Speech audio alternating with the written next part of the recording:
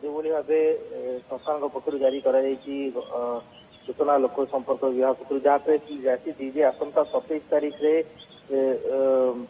जो रही माँ अधिष्ठात्री देवी माँ समलेश्वरी पीठर विकास समलेश्वरी प्रकल्पर लोकार्पण कर लोकार्पण उत्सव भक्त मान भर उत्साह जी सरकारी स्तर में उत्साह रही दृष्टि रखी आसंता 27 तारीख राज्यर समस्त स्कूल और कॉलेज को बंद रखापी मुख्यमंत्री नवीन पट्टनायक घोषणा करछन्ती एवं प्रेस रिलीज माध्यम गणमाध्यम को जन बड़ कथा होते समलेश्वरी प्रकल्प को नहीं आरंभ होता कार्यक्रम से समय विभिन्न दिग को ध्यान दिया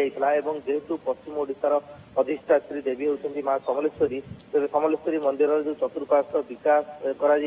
सहित जो रूपांतरीकरण एवं लोका जो आरटीसी प्रकल्प विभिन्न उन्नतिमूलक कार्य कर कार्यक्रम को काली 27 तारीख रे अर्थात शनिवार दिन लोकार्पण कर लोकार्पण उत्सव जो भाव भक्ति भावर माहौल स्कूल कॉलेज को बंद कर आप जानी